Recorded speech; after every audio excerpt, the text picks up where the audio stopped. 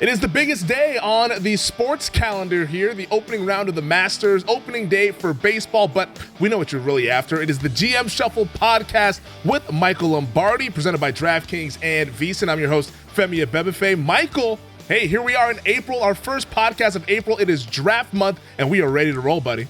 You know, it's so good, especially hearing that Masters music. I mean, this is just 4 days of wishing, you could play golf. I was awesome at Tiger Woods golf, but not at regular golf. So weren't we all? I enjoy.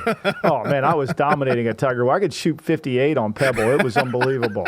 I can't play worth a lick now. But anyway, I'm excited for it. We're in the home stretch here of the offseason for the NFL. We're still getting a lot of action, so it's fun. Yeah, it's a lot of fun here. So always to keep track of our fun as we document things here on the GM Shuffle podcast, subscribe, rate, and review wherever you get your podcast. Also tweet at us. We love to hear questions from you guys at @MLombardiNFL on Twitter. At Femi Abebefe is where you can find me, our producer Stephen Bond, with us as always on the ones and twos here with our show. I mean, the biggest news and notes here from the NFL has to be what we saw over the last couple days. The Buffalo Bills agreeing to an extension with their star wide receiver, Stefon Diggs. Get this, Michael, 4 years, $104 million extension that includes $70 million in guarantees. I mean, cha-ching if you're Stefon Diggs here, as he now gets his money like some other receivers in the NFL. Well, I think he's got to thank Adams. I think he's got to thank Tyreek Hill, and I think he's got to thank all these. That's why DK Metcalf is sitting there counting his money. I mean, it's going to come to him eventually. But look, he had 2 years left on his contract. He's got $12 million in paragraph 5, none of it guaranteed. And he's got $12 million in next year's contract, none of it guaranteed. So it's easy for the Bills to kind of tear that up, lower his cap number, which was close to $18 million. Give him a bunch of guaranteed money, spread out the money over 4 years, and basically get him up to par with other players. I mean, this is the one thing I think fans can understand is it's really easy to do a contract for a great player. When Diggs, the numbers he's been able to accumulate, you can do those contracts fairly easily because you can put him in the right ballpark. He's a top 5 receiver. He belongs here, and here's where it should go. And then you can peel back the layers of the Adams contract, the Hill contract, and really deal with reality, not what the media is reporting the contract to be worth. So for the Bills who need cap room, I mean, it makes perfect sense. And they know that he's entering 29 years old going into this season. For him to play at 32 is not going to be an issue. So look, Paul Warfield, the great wide receiver of the Cleveland Browns, he got traded for the 3rd pick overall in the draft back in 1970, and he was 29 years old. Now, he didn't get any kind of this scratch, even after averaging 20 yards a catch. But the reality of it is you still have a lot of, as a receiver, 29, you're not that old.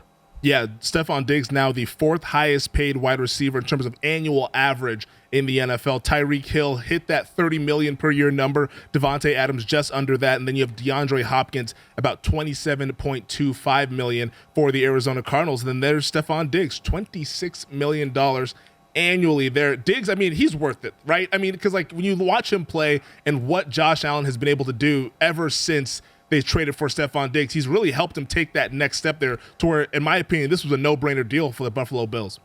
Well, I think there's no doubt. And I think when we start throwing those numbers around, I think eventually once these contracts are in the league office and they're analyzed, those numbers will definitely look a lot different than what we're talking about. I mean, it's never the same than what we're reading because the agents control the narrative. I mean, it's their job to put it out there that he got, that this player got, oh my God, he got all this money. Yeah. This is what he's got. Tyreek Hill got 120, fully guaranteed of what he got. Of Tyreek Hill's contract, for example, fully guaranteed is $52 million of the 120. Now it's been reported he's got total guarantees of 72, but and his average per year and all those things. But sometimes these numbers come down. But DJ Moore got paid. I mean, Mike Williams got paid. Cooper got paid in the sense that he got redone his contract in extended years. I think it's on a 1-to-1 year basis. And then of course DeVante Adams has got a ton of money guaranteed. So I think when happens, one gets paid, they all start to get paid. We've seen it in the quarterback market. That's why the Russell Wilson, is going to be an interesting contract once it comes in. How important is that from a general manager standpoint and just from a front office standpoint to pay those guys who go about their business the right way? I mean, Stefon Diggs, one of the hardest workers in the league, because it almost, to me, it feels like this is kind of adding to that culture there in terms of, okay, if you do your job, if you come in, if you're reliable, you're accountable, and you produce on the field, you can get paid. How important is that from the front office to kind of send that message to the other guys in the locker room? I think it's the only way to do it. You don't do it when you sign it, when you do what Jacksonville did, which is sign all these other players. The same, and that's what happens. You don't want to pay Christian Kirk $20 million or whatever the hell he's getting. Yeah. So, but I think when you're looking at this thing, you're sitting there saying, okay, here we go. I'm going to reward the guys that we can get paid. And I think if you're Russell Wilson, 34 years old, you're sitting down there, you're a free agent in 2024. The Broncos are going through this sale, so I think some of this will affect what they do. Mm-hmm. I think some of that, how much can they actually get into it? What's the ground rules in terms of the sale? Are they holding back from cash? They're going to sell the team probably in May or June of this year. Will the new owner want to incur? I kind of think it's not an issue, but maybe that's what is holding up some of this until they get the new ownership group to handle. Yeah, no, you figure that when you're a new owner, you're going to probably want to come in and be able to sign off on a deal like that because Russell Wilson likely going to be that fully guaranteed contract that we saw Cleveland sign Deshaun Watson to. So if you're going to want that, fam. You're going to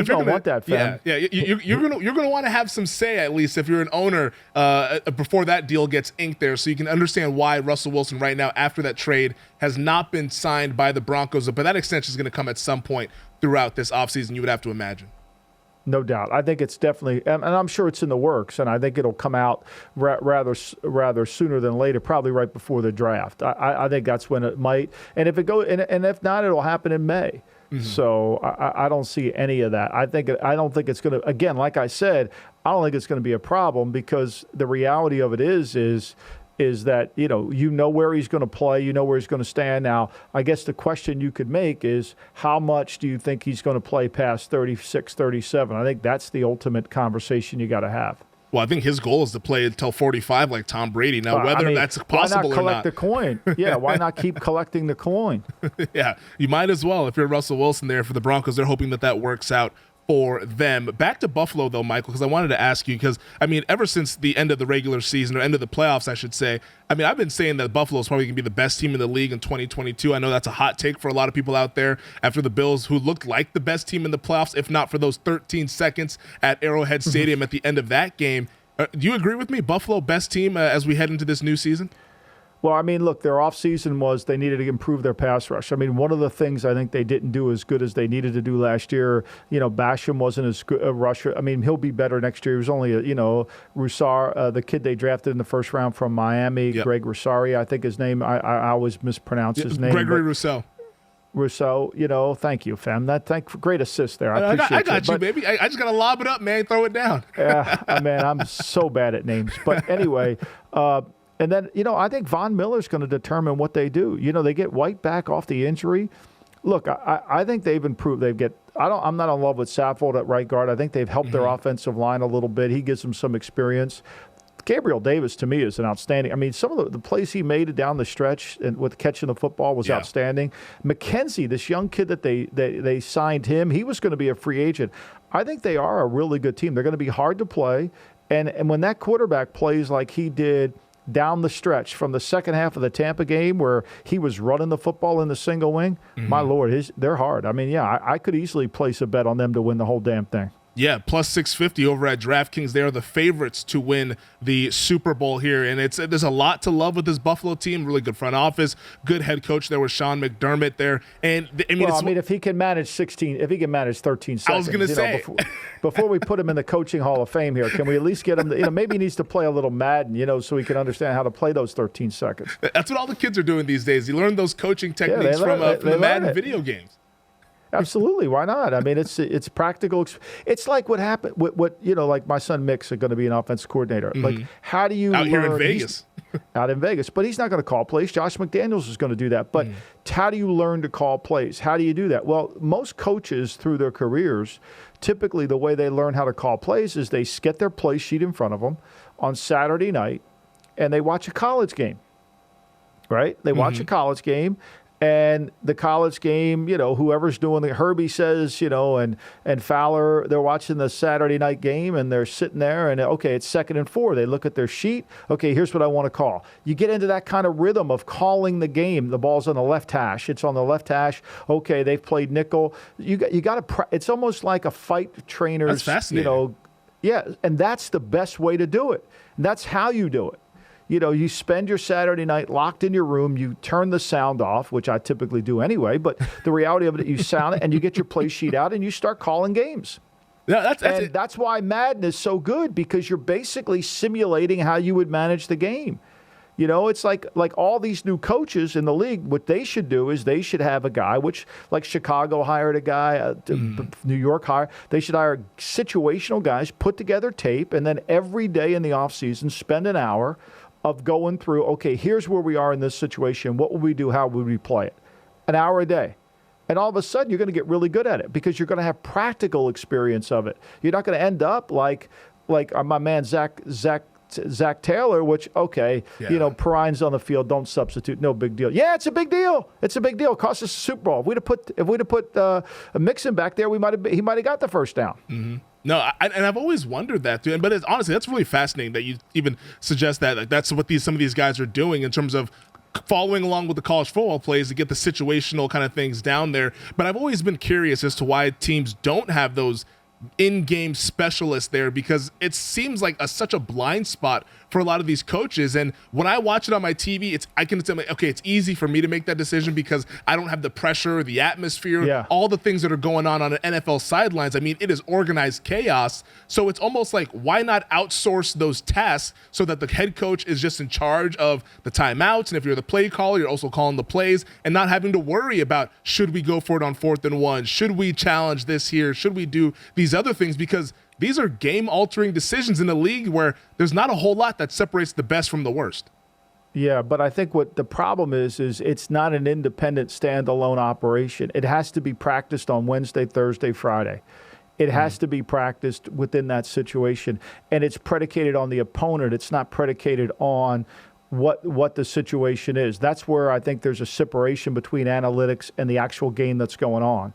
It's predicated in this new book I'm working on, and I'm writing up the last 100 players that what I consider the top 100 players of all time in the NFL. A couple of them aren't even in the Hall of Fame, but I have them in my top 100.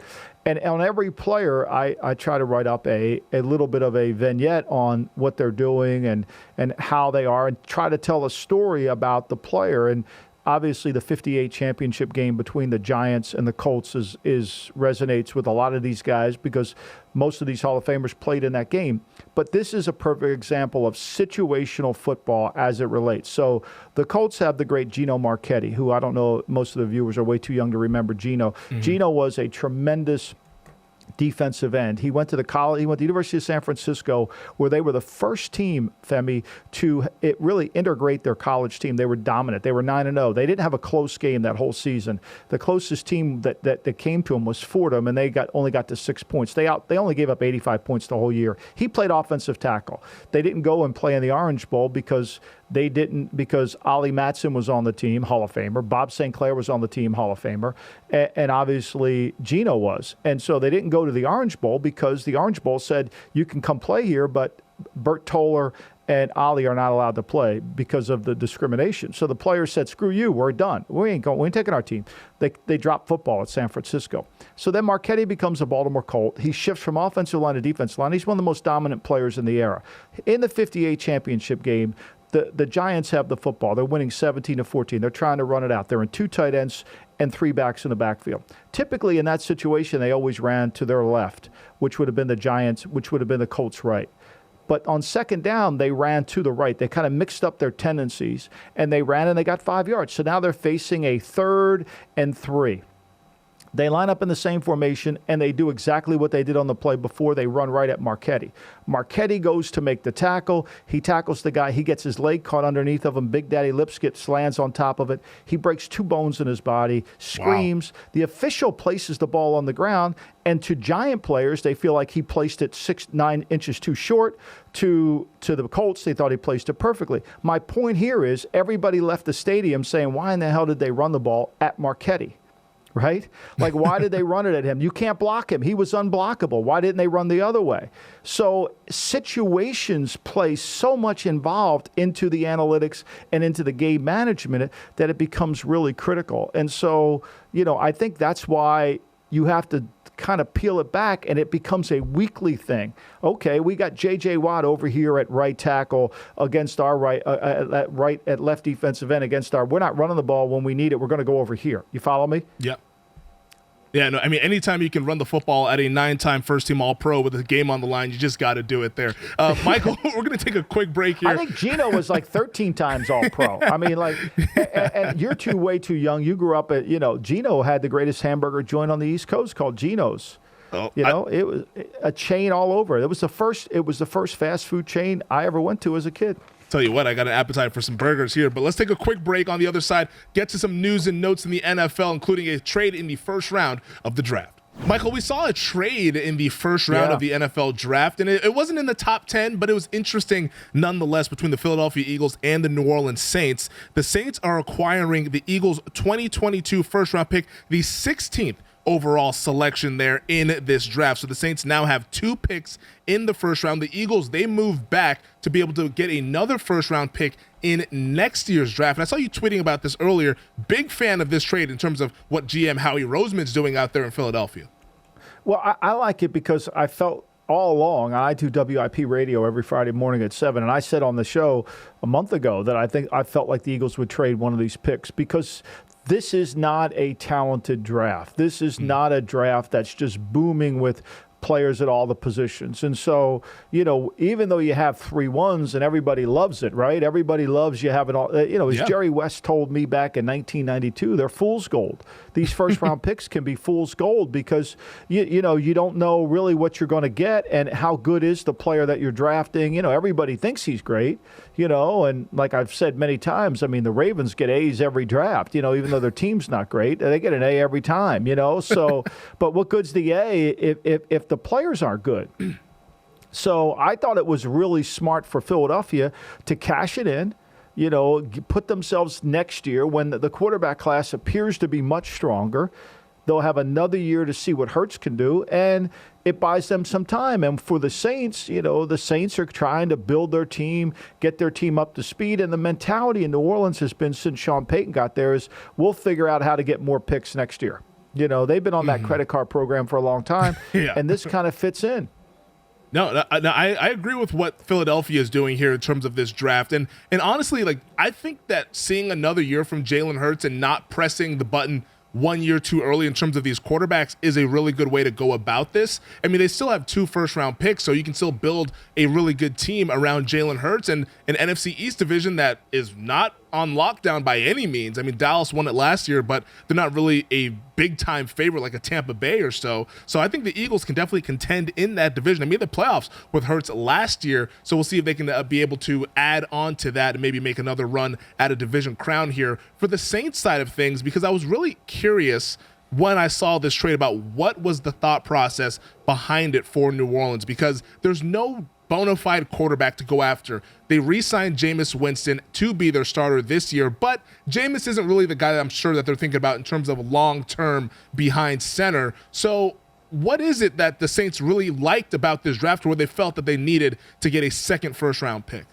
Well, the draft is strong with offensive linemen. And the draft is got the depth there. And so I think what it did was put them in position. They lose Armstead, their starting left tackle, right? And so that has always been one thing about Mickey Loomis and Sean Payton since they've been together. They have always been about building the lines. And this draft has corners in it too. So the 2 positions that the Saints need the most, I think, are offensive line. I mean, they got James Hurst, the kid from North Carolina, who was in Baltimore. They're going to have him as the left tackle. That won't last long. I mean, that's not going to work. You're not going to be a power run team with James Hurst. And so, they need other corners. They signed P.J. Williams back. They still have Lattimore. They got the kid they drafted in the 3rd round from Stanford. But they need corners. And they need more defensive players. So I think it puts them in position. I mean, they signed Andy Dalton and paid him as a backup. They signed Jameis Winston, and they've got Ian Book on their team. Okay, so they got 3. Everybody thinks they did this to get a quarterback, but I don't see it that way. I see it to get a defensive player or an offensive lineman. That's how I see it. And maybe even a receiver. I mean, you could easily see them getting another receiver. I mean, maybe it'll allow them to move Michael Thomas on, because I'm sure Michael Thomas is bitching like a nut about his contract, even though they did it. We haven't seen him in 2 years. Yeah, I mean, I'm sure but do you think that's going to stop him from bitching about his contract? Oh, of course not. There's no chance, right? So, he's coming.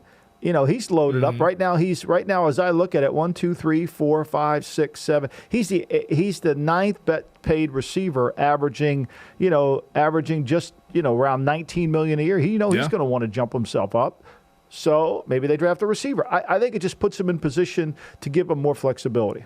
It's fascinating from a philosophical standpoint. Do you really agree with using a first-round pick from next year to move up into a draft, even if you're not taking a quarterback? Because I've always thought that if you're moving up in the draft is to take a quarterback because that's the most valuable position.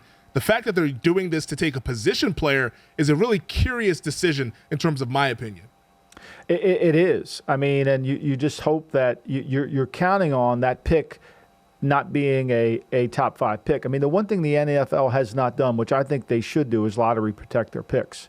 If you would have said to the Eagles, look, we will give you this pick and we'll give you the 2 in 2024, but it's got to be lottery protected. It can't be in the top 10. If it's in the top 10, we'll give you our 1 the next year. And we'll lottery protect that. But the NFL has not been able to pull those deals off. What scares you about this is, say Winston gets hurt, say Dalton's horrible. All of a sudden, if you're Howie Roseman, you're sitting there saying, hey, we're going to have a top 5 pick. And you might have a top 5 pick if Winston stays healthy. You don't know. Yeah. So that there's a little bit of a risk. And for Howie to do it with the Saints without, the Saints, I don't know what their over-under win total is, but if you're Howie sitting in his office in Philadelphia, you're thinking, okay, maybe they win 7, 8. I could have a top 12 pick. I could maybe have the best I could probably. The worst I'll get is a top 24 pick, whatever. But that risk reward makes it worthwhile. Yeah, Saints win total right now at DraftKings is 8. So you're right, they're 7, 8. It's kind of be where they'll be hovering in 2022. We saw another trade involving some draft picks, but this also involved a player in division, which was kind of the fascinating thing to me. But Miami Dolphins trading wide receiver DeVante Parker and a 2022 5th-round pick to New England for a 2023 3rd-round selection. Your thoughts on Parker now up in Foxborough? Well, I think this is basically J.C. Jackson for Parker. So they know they're going to get a compensatory pick for J.C. Jackson in that draft. That'll be a 3rd-round pick.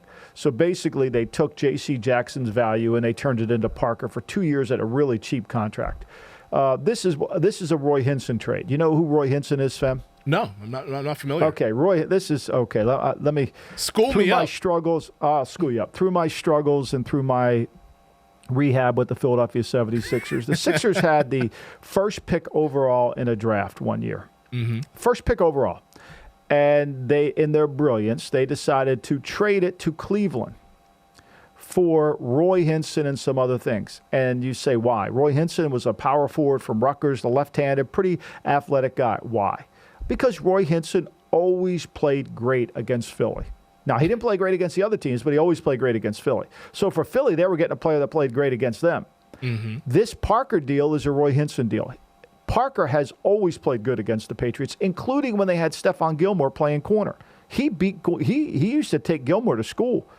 And in the game in 19, when they really needed to make plays, Parker made a couple critical plays in that last game of the season when everybody thought the Dolphins were tanking, and yet they beat the Patriots in Foxborough, which cost them home field advantage, and they had to play the wild card round, and they lost Brady's last game.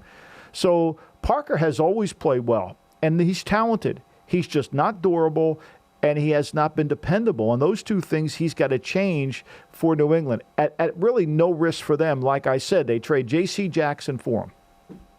Yeah. No, I mean, to me, as a Dallas Cowboys fan, I look at this trade and I'm like, why were the Cowboys only able to get a day 3 pick for Amari Cooper and the New England Patriots? The answer were able to that is money. Again with the money. The answer is that the money. Nobody wanted Amari's $20 million. Yeah. This kid had this kid was going to make like $11 million over the next 2 years, maybe 12. That's modest compared to this market. Yeah, no, and I think the fact that everybody knew that Dallas was also under the gun to try to get under the salary cap there right before the new league year probably took away some of that leverage. Because Parker, I'm looking at his stats, only one 1,000-yard receiving season in his career as a first-round pick here. He's been underwhelming based on where he was drafted. So the fact that he was able to get a day 2 pick versus Amari Cooper, who's been more productive than DeVante Parker, that goes for a day 3. But I digress. Don't get me started on the Cowboys because that's going to be a whole nother thing. A wide receiver that could be on the move here in the coming days. We'll see now, pending on what this team decides to do. But Seattle wide receiver DK Metcalf, he's played 3 years in the league, Michael, meaning that he's now eligible for that massive extension. And I'm sure DK's people, DK himself, have seen the wide receiver money that's been going around this offseason here. And teams are starting to call Seattle to see if, hey, you don't really have the quarterback situation all settled. Maybe you want to part with your receiver before paying him a monster extension. Yeah, I think that's really what the plan has to. I mean, if you're John Schneider, you're sitting there saying, are we going to pay this guy $20 million, $22 million a year? Because that's what he's going to want. You know, are we going to be able to do that? Now, he's got 29 touchdowns in 3 years. I mean, you pay for touchdowns. There's no denying that. I mean, that's incredible, right? He can get the ball in the end zone way better than I ever thought he could. I thought he was coming out, I thought he was a one-route runner.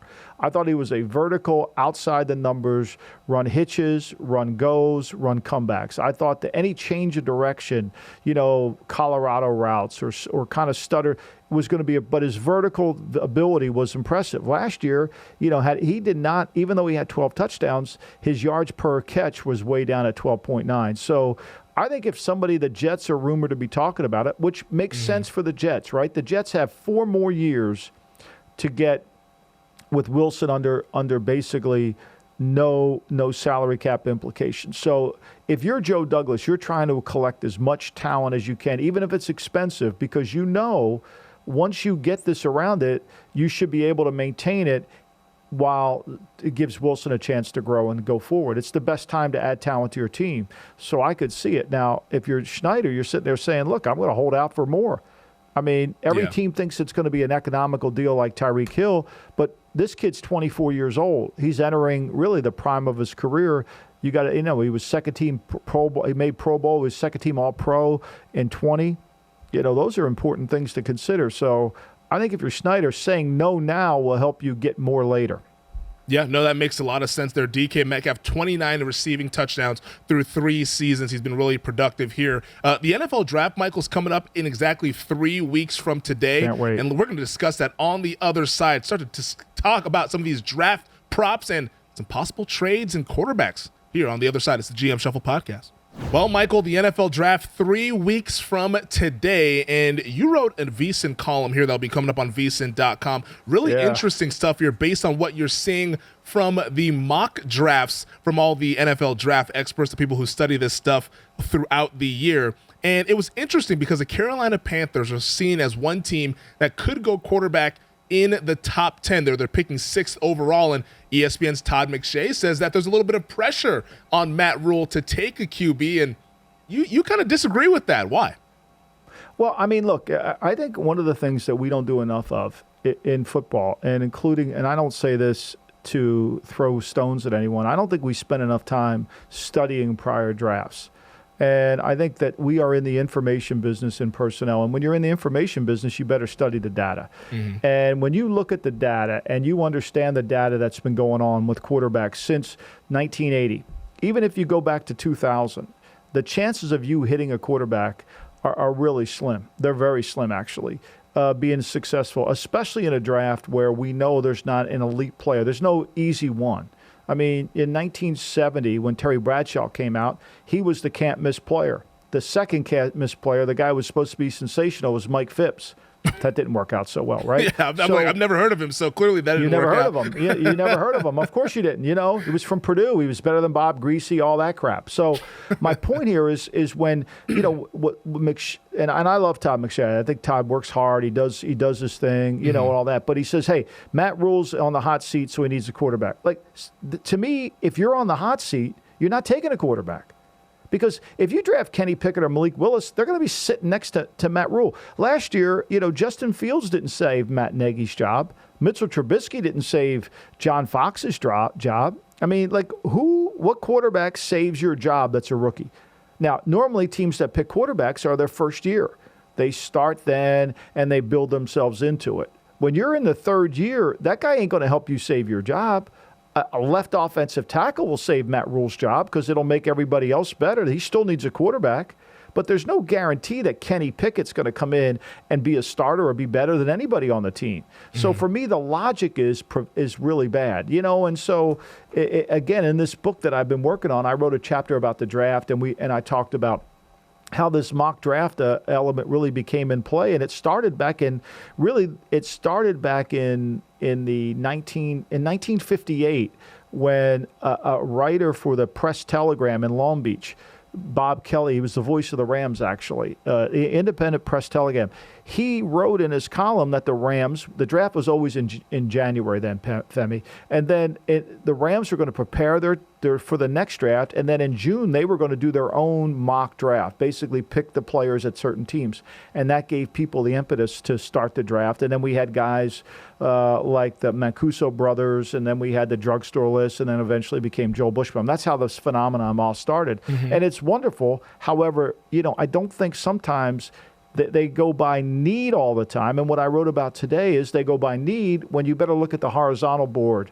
And I tell a story about Ron Wolf and the horizontal board in the column. Yeah, no, I think that's a really fascinating discussion here because Scott Fitterer is in his second year as a general manager for the Panthers, so he is not really on the hot seat. But I do kind of agree with what McShay is saying in terms of Matt Rule being on the hot seat. Now, whether that means they should take a quarterback is another discussion. But do you think that the Panthers owner, David Tepper, would be patient enough to pass on a quarterback yet again? Because we saw the Panthers in on the Deshaun Watson trade talks. They've been in on the Matthew Stafford trade talks before he went to the LA Rams. Like, clearly David Tepper wants to win and wants to win immediately, and his path in terms of what he sees, the best path to do that is to get a quarterback. Do you think that they have the patience to wait once again? And let's say things go kind of similar to they went last year. Is Matt Rule there again in 2023 if he doesn't get that QB? I think Tepper's one of the smart people. He didn't make all this money without looking at the numbers and analyzing data. I mean, that's what he does for a living. That's why he's made so much money. That's why he's been able. Yeah. He's a hedge fund guy. I mean, this is a guy that, pissed one of the coworkers when he was at one place, pissed him off so much that when he left, he bought that guy's property and tore down his house at like $50 million. Like he was going to prove his point, Like, this guy's really smart. That's just absolutely I mean, he's smart. And so when he goes back and looks at it, from 1980 to 2005, there were 62 quarterbacks picked in the first round, counting the supplemental draft, and only 8 of those guys started over 200 games. 25 started 100. 28 started over 80. I mean, there's not a lot of success. And 7 to 8% of those quarterbacks picked during that period, you would consider elite. So what you're saying with this data is you can pick them, and he covers your team needs. But what Federer said to me is the reason why people make all the mistakes in the draft is he said simply, this will be an interesting because the tackle's the best player on the board. He admits this. The tackle's going to be, but we need a quarterback. And at some point you have to take a shot, especially in the top 10. No, you don't, Scott. No, you don't. No, you don't. No, you don't. You're going to make a mistake. Yeah. You hate to force it. I'll show you data of all these teams forcing it. I'll give you names that'll make you throw up. If you do that, you are guaranteed to make a mistake, which is why all these teams have failed when they pick quarterbacks in the first round.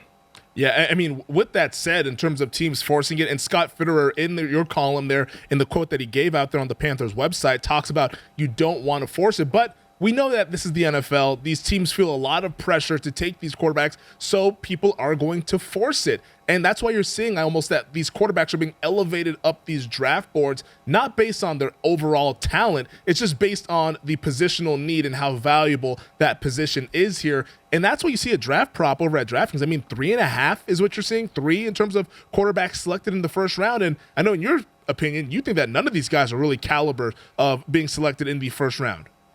Because I think you have to put verbiage next to the name. I mean, Mel and Todd and everybody else who does draft, they don't have to. They just say this guy, is this guy I know Kenny Pickett started 49 games. Is this guy a legitimate starter in the National Football League? And is he going to be in the top 10 of his position? I don't think you can say that.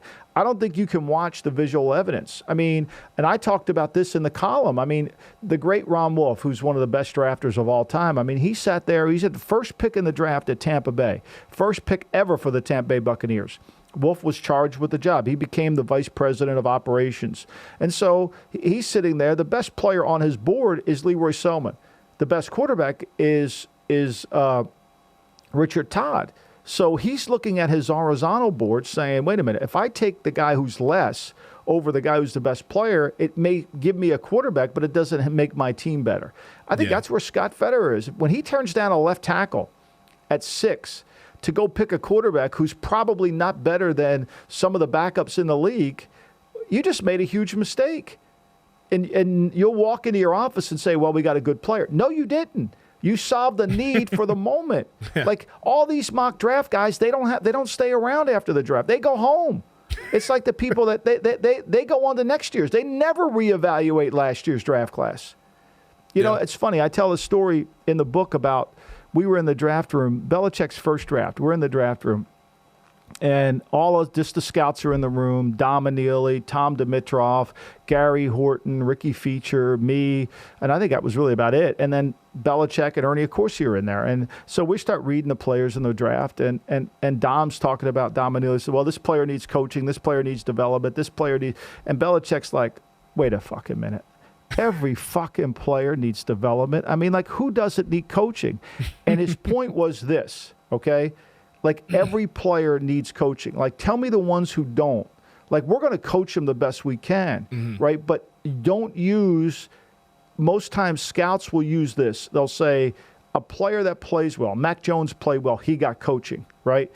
Justin Fields didn't play as well, he didn't get coaching. You know, so you basically you're right no matter what the evaluation is. And if the player you like turns out to be shitty, well, he didn't get enough coaching. Follow me? Yeah, I'm following. I'm following you. With that said, though, I mean, the quarterbacks, they're not the belle of the ball in this year's draft. Which one do you think is the best quarterback? You know, I think if I were to, I think there's talent in there. I think like Malik Willis is 2 years away from being a year away. The great Fran Fraseller's line. I mean, I think he's 2 years away from being a year away. I think Pickett's a nice player. I think Pickett's a backup player. I think Pickett would be, a nice backup quarterback. Come in, but in terms of playing 17 games, driving the football from the pocket, the guy that interests me the most is Ryder. He's so inconsistent that it's hard to look at him and say he's going to be a starter. To me, he has potential. I would be hesitant if I could get him. I mean, think about this, Fem. I mean, when John Butler took over in the San Diego Chargers, when he left Buffalo, God rest his soul, the great John Butler, he's sitting there with the first pick in the draft, and Michael Vick's coming out. And he thought Breeze was the better option. So he traded down, he gets LT, and he gets Breeze at the top of the second round. It's one of the great draft hauls in recent memory. No doubt, right? So, but he did it because his vertical board said that was the best thing to do. His horizontal board, was the best thing to do. And that's where Scott Federer, a young general manager, he's got to look at all these teams that have made mistakes because they've been looking at their vertical board and not their horizontal board. Yeah, Desmond Ridder out of Cincinnati. He won quite a bit there. I mean, 2 straight New Year's Six games, including leading Cincinnati to the college football playoff, the first group of 5 team to go to the CFP. That's a name that we've been hearing quite a bit over the last 2.5 weeks. It'll be fascinating to see where he ends up in 3 weeks from now. Let's take another quick break here, Michael.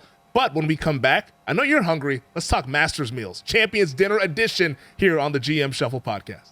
All right, Michael, I know that this is the moment that a lot of people have been waiting for here, our Masters Champions Dinner menu. For those who don't know, the winner of the previous year's Masters tournament gets to host the Masters Champions Dinner that Tuesday of Masters Week, and they get to pick the menu. So Hideki Matsuyama got to pick his menu for this year on Tuesday. So, Michael, we thought it'd be a little bit of fun if we gave our dinner menus. Yeah. And let's start with you. What would you have? It's an appetizer, 2 main courses, and a dessert. But what would your Masters Champions dinner menu be?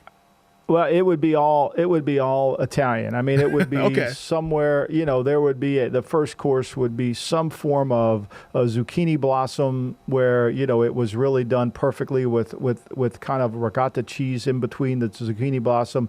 Then we would go into a kind of a lasagna, a bechamel lasagna. My wife makes it really good, actually, where it's not filled with meat. It's kind of lighter.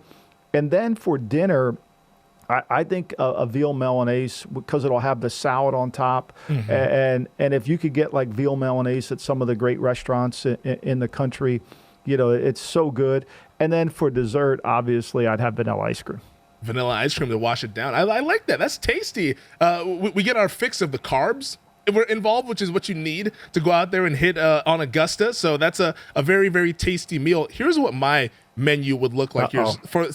Indeed. Get ready here, Michael. For the appetizer, we're mixing and matching, but it's a very surf and turf kind of dream scenario here. But the appetizer, we're going to go with a crispy fried calamari with a little bit of garlic chipotle aioli sauce and some spicy marinara sauce as well to kind of kick things off here. Calamari, in my opinion, is on the appetizer Mount Rushmore, so I got to have it here for my Masters Champions dinner. And the main course, I'll give you two options. For the people that like the turf, you get a 16th ounce New York strip steak here with a little bit of asparagus on the side, some macaroni and cheese if you want that. Or if you're not a meat lover, how about the surf action 10-ounce Maine lobster tail, some seasonal veggies, and garlic mashed potatoes. Now, for the sides, you can mix and match whichever way you want them. You can have it your way. But for the dessert, we're going to go with a warm brownie, vanilla ice cream with some hot fudge poured all across it, Michael. We're going to get down and dirty for the dessert here. It's almost kind of like the triple chocolate meltdown, but better is how we're doing it. And that will be the conclusion of the Masters Champions dinner.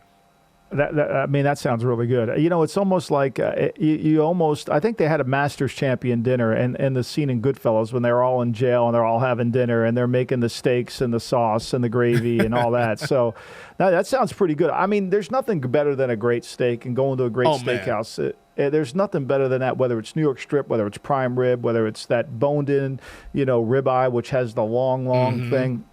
Depending on the herbs. I tell you what, if I went barbecue, if you ever watch Chef's Table on Netflix, there's this lady from Texas. She's got to be in her 80s now. Hopefully she's still alive. She does the pit at this one restaurant outside of kind of near College Station. It's on the Chef's Table. It's incredible. Mm-hmm. She's like 80 years old and she moves the coals around. I think I might have her come in. If I was going to go off the beaten track, I might have her come in and do barbecue. Yeah, I know Jordan Spieth did barbecue when he won the Masters about several years ago there over at Augusta. Real quick, Michael, we got Pop Culture Minute, which is kind of turning into Sopranos in 60 seconds. We joked about that the first episode. So, Michael, you can shift it anywhere you want to go with it. Oh, no. I was watching a Harry Chapin documentary last night, which was fascinating. I was unbelievable. It was so good I couldn't finish it. But go ahead. Where are you going? I was going to say, I've watched the first 3 episodes of The Sopranos recently here, and I've got some thoughts. It's interesting. And I kind of like the setup of Tony sitting with the psychiatrist to kind of help set the table here. But I would say that overall, I just feel bad for Carmela. I mean, she's got Tony doing God knows what. She's getting beat down by Meadow. I mean, it's just she's getting it from all angles early on. Now, it's early on. We'll see how things change. It don't get much better for Carmela. I'm like, man, poor Carmela. Well, wait do you meet poor AJ? I mean, if there's a worse human being in the world moving forward is AJ. And they say boys are easier to raise than girls, which I've been appreciative to have 2 boys. But no, it's only going to get the best. I think the best one you just saw. The best scene of the 3 episodes you've seen is when Chrissy's leaving the hospital with his neck roll, and Adriana picks him up.